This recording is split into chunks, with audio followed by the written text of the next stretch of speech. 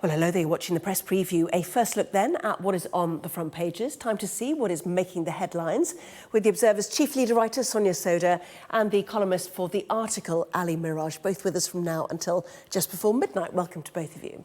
So, front pages then, the Times to start with, leading with Vladimir Putin's threat to return to nuclear testing by Russia for the first time since the Cold War, as he announced the country would abandon its arms control treaty with the US. The Guardian leads with the Royal College of Nursing suspending its planned strike action next week in order to hold intensive pay negotiations with the government. The Financial Times suggesting that an unexpected influx of £30 billion in funding to the Treasury may mean Rishi Sunak feels he can offer public sector workers a 5% pay rise. Well, the eye here is that the Prime Minister believes Conservative MPs opposed to his version of a Northern Ireland Protocol agreement should go ahead and resign. The Metro reports on the discovery of a WhatsApp group in which Metropolitan police officers repeatedly mocked women, LGBTQ people, ethnic minorities and people with disabilities. And the Express reporting on shops being forced to introduce rationing as fruit and vegetable shortages left shelves bare. Well, quick reminder, by scanning the QR code you'll see on screen during the programme, you can check out the front pages of the papers while you watch us. So let's head straight to our guests, Sonia Sodha and Ali Miraj. And Sonia, let's kick off with The Guardian. Nurses pausing their strike action. So why nurses? Why now? What do you think has happened? This is really big news. So there were 48 hours of planned strike action by the Royal College of Nursing, the nursing union, for next week. It's now been called off because the government has agreed to get round the table with nurses. There's clearly still a very long way to go until a settlement is reached. There's all sorts of rumours floating around in the paper that perhaps the government could provide a bit more for this current year's pay settlement, or next year rather, 2023 to 2024. But there's a lot of variables in the mix. There's this year's pay, next year's pay, and there's also the question of whether the government may offer some sort of one-off settlement to try and kind of broach the divisions. I think there is a long way to go, though. Inflation is clearly running very high. We know that real nursing pay has fallen in real terms over the last decade, and that's having a big impact not just on the current living standards, the living standards of current nurses, but also in terms of recruitment and retention into the nursing profession. But I do think it shows some of the issues with the government's approach. So this is the first time the government's getting around a table with the RCN since early January. And you would expect, really, with a dispute like this, for the government to be talking to the unions more. So I think what nurses would say is, yeah, absolutely, we've called off our strike action. All it required was the government to sort of meet us, at least by saying we're going to have conversations and reopen negotiations. The government's come across as quite intransient. There are still big questions there about other aspects of the health service. So this is RCN, the nursing union. There's also the junior doctors who voted to strike just this week. There's physiotherapists who are striking. And some of these professions are represented by different unions. And there is a bit of a feeling of perhaps a bit of a divide and conquer strategy here. The government saying we'll talk to the nursing unions. It's not clear whether those talks are going to open up with other unions for other professions in the health service as well. So I think there are still a lot of questions, but I think there'll be a lot of people at home who are relieved that next week's strikes have been called off. Yes, absolutely fascinating, isn't it? And this amidst what will happen about next year's pay as well, the offer of 3.5%. But if we look at the Financial Times, they are suggesting that possibly that could go up to 5%, Ali, because of unexpectedly lower borrowing, likely to be £30 billion lower than expected because of high tax receipts, a fall in energy prices and low public investment. But certainly earlier in the day, the Chancellor, Jeremy Hunt, was having none of that. And I think the Telegraph reporting also for its paper tomorrow that a pay rise of just 3.5% for public sector is on offer, and that is affordable and adequate. Well, you see, I think there's a danger here of getting overexcited about this. I do think it's a positive move that both the Royal College of Nursing and the government, Steve Barclay, the Health Secretary, are going to be meeting tomorrow. That's a positive step. The reason why up till now they haven't met is because the government didn't want to talk about pay, because it was saying that there are independent pay review bodies. They have stipulated what the pay is going to be, and pay was not up for discussion. They wanted to have a discussion more about reforming the NHS in many other ways. So at least they're both coming to the table. That's a positive thing. But we know that Pat Cullen, when she started, she's the head of the Royal College of Nursing, a few months ago was asking for 19%, and that went down to some lower number, but still above inflation, which is running at 10% at the moment. So I can't understand how 5% is really going to cut this. And as you say, Anna, the Telegraph is now also reporting that the government's really going for 3.5% across the board, across the public sector. So I can't see 3.5% or 5% working, quite frankly. There is a bit of encouragement from the Financial Times saying that in the period to January, in the last month, there is a surplus now of 5.4 billion because the government's taking in more in tax receipts than it is spending, which is good. That's a positive step. And also in the year, the borrowing numbers are going to be 30 billion less borrowing than was projected. So both of these are positive things. But the Chancellor has also got a very fine balancing act to deal with. He's got a budget coming up, but there are several pressures on the public purse, not just pay. And I do think that we need to just be careful about getting ahead of ourselves. It's positive they're meeting, but let's just see how those talks go. Yes, and the Education Secretary Gillian Keegan also invited teaching unions to reopen substantive formal talks too on pay, conditions and reform, only if the National Education Union called off strikes next week, which clearly many parents, teachers even, possibly, and pupils would like to see. But the NEU effectively suggesting there was nothing new in this enough, although they were having a meeting at the weekend and that might change. We'll see certainly what happens with that. But anyway, developments, at least for now, we will monitor them, certainly. Let's go to the other big foreign policy story around, of course, you know, these big speeches today from Presidents Putin and Biden. The Times there suggesting that Putin signals the return of Cold War nuclear testing. This is after the suggestion that Russia would suspend its participation in the New START treaty, and once again accusing the West of starting this war in Ukraine, Sonia. Yeah, I mean, it's a completely absurd allegation, isn't it, from President Putin? As you said, Anna, we've had these two big speeches. The word from the Americans, from President Biden, is very much this was a planned speech that Biden was giving in Poland in front of Polish people, Ukrainians, to mark the sort of 1-year anniversary of Russia's incursion into Ukraine. And it looks like President Putin decided to give a speech today in order to kind of like ahead of Biden's speech, in order to counter some of what the American president was going to be saying.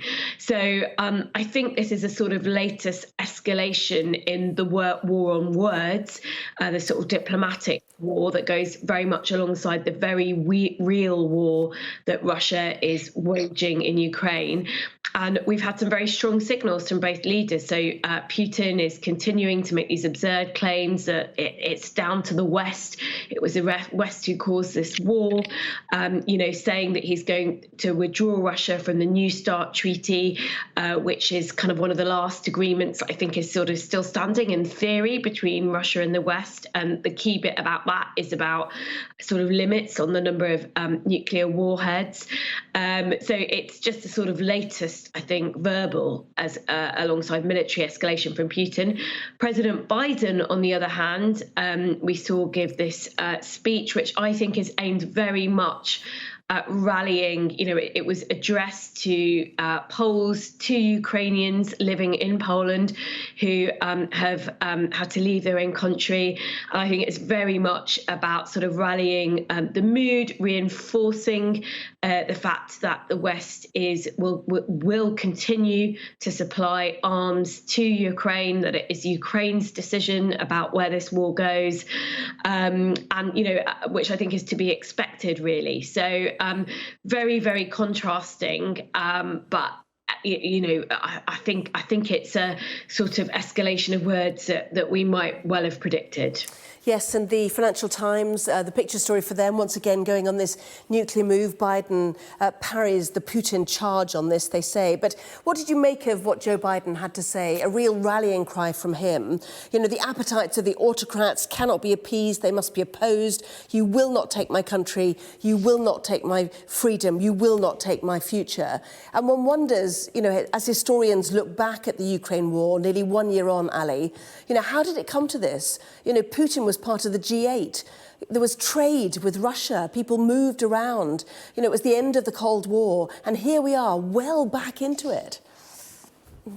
Well, it is the beginning of a new Cold War. The post-Cold War period that we had seen, that peace and security, that's over. And what you now have is a very dangerous situation developing, because the one thing that we don't know is how China is going to react and what role China is going to play, if any, in this conflict. You've already had the chief Chinese diplomat at the Munich Security Conference over at the weekend suggesting that they would present their own plan for peace.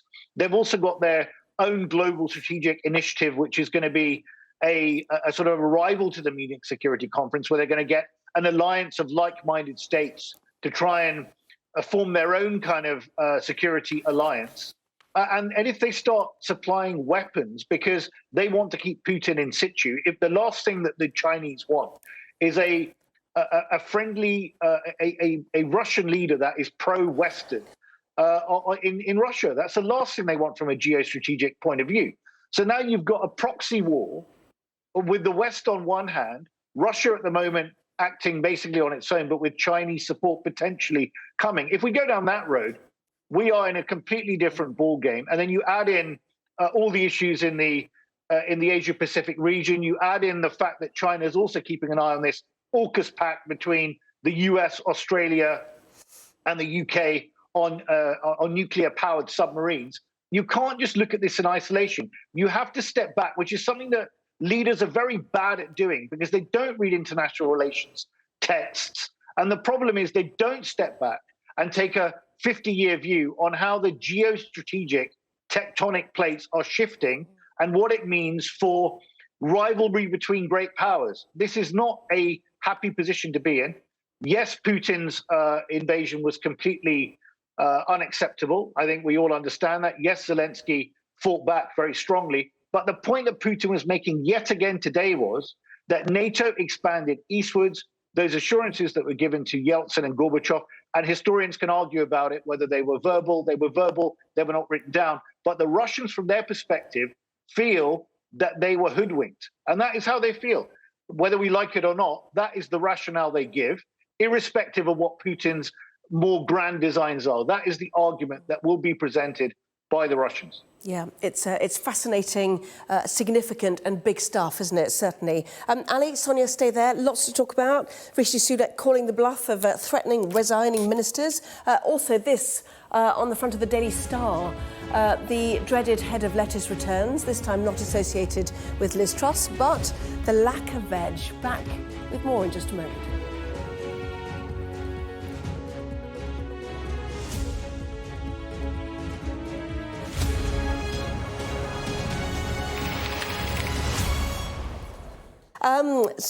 Ali, let's go to the eye.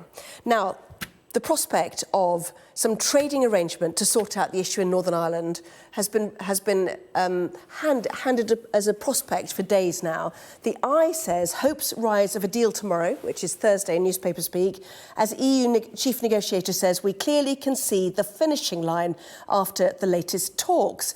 It comes as Rishi Sunak, the paper tells us, that he's calling the bluff on any minister threatening to resign. Right, pick up the story if you can. Where are we at? Well, where we're at is that a couple of days ago, it was looking like a deal would be done on this Northern Ireland Protocol, this border in the Irish Sea, which has been a festering sore since that deal was signed off by Boris Johnson after that 80-seat majority that he won in 2019. So this has been ongoing. It was thought that the DUP might be warming up and getting on board. In the last 24 to 48 hours, that has really moved away. They've actually become a lot more intransigent, that no, we're not signing off anything yet. The right wing of the Tory party, again, have reared their head also saying that unless something is acceptable to the DUP on no involvement of the European Court of Justice in disputes, that they're not going to sign off on this. But look, Rishi Sunak is a credible, sensible, hardworking guy who happens to be a former investment banker. So he knows how to cut a deal. And I've got simply two questions. The first is to the DUP. What on earth did you think you were voting for when you voted Brexit back in 2016? Did you not think there would be a border? Because the rest of us did. And by the way, 55% of people in Northern Ireland voted to remain. So honestly, what were you thinking? And the second question is to the Tory right. You won this referendum. Can we just end 40 years of internecine warfare in the Tory party now for once and for all? Sunak is absolutely right to call their bluff. If they want to resign, let them resign. He'll get this through with Labour votes. The DUP, this is the best you're going to get. Unless you want to have a trade war with Europe, which is absolutely patently ridiculous, accept what's going to be on the table. You're going to have your lanes. You're going to have much more free-flowing goods than you had under Boris Johnson and Lord Frost, by the way, who signed off on this ridiculous deal in the first place, that you're now trying to resolve from. So can we just get sensible and real? And Rishi, good for you. Go for it. Call their bluff and get on with it and get it done. Yes, except some people do have sympathy about, there's no way that France, for example, would accept any difficulty of moving goods between La Rochelle and Ile de Ré or whatever it might be. It doesn't matter where in France. And yet here we have a border in the Irish Sea. So shipping goods between, Great Britain, the mainland, and Northern Ireland, part of the UK, becomes harder. And that is unacceptable to unionists, is it not? The question is, what do they do about it, Sonia? And do you see a deal? I mean, some suggestion is that a deal's already been done. You just can't present it to the DUP and the ERG. Yeah, and I think the situation with Northern Ireland is very different to two areas within France. The whole point is that we cannot have a land border on the island of Ireland, and yet the UK voted to leave the EU, so which necessitates some sort of border between the EU and the UK, whether it's on the island of Ireland or down the North Sea. So it's a totally different situation, and it's going to have to involve compromise. And the problem is that there are some people, as Ali says, on the Conservative right and in the DUP who don't want to compromise, who don't accept that there is this conundrum, which is that, you can't have, if you don't want a border on the island of Ireland, you've got to have a border somewhere else, or customs checks at least somewhere else, which is the compromise that we struck with the EU, that we signed a deal on, and which Boris Johnson sort of promptly reneged on. So I'm afraid it will be pragmatic. Apologies for interrupting. Only got a minute left. Two papers on rationing. The Daily Star, thin end of the veg. Daily Express, rationing of fruit and veg to last weeks. Tomatoes, cucumbers. Have you noticed it, Ali? I have, and I would have loved to eat veg tonight, Anna, but I had fish and chips. I wanted to be healthy, but, what can I do if it's not available? I've tried. But look, it looks like Liz Truss is actually going to win out over the lettuce in the end, because we're not going to be able to buy much lettuce in the next few weeks, because Spain and Africa, where a lot of our supplies of tomatoes particularly come from, they're having inclement weather at the moment, and domestic production is down because of energy costs. You've heard Minette Batters, the president of the National Farmers Union, saying this was going to be a serious problem. It now is. So we're looking at shortages for potentially the next few weeks. Ali, Sonia, great to see you both. Thank you very much indeed.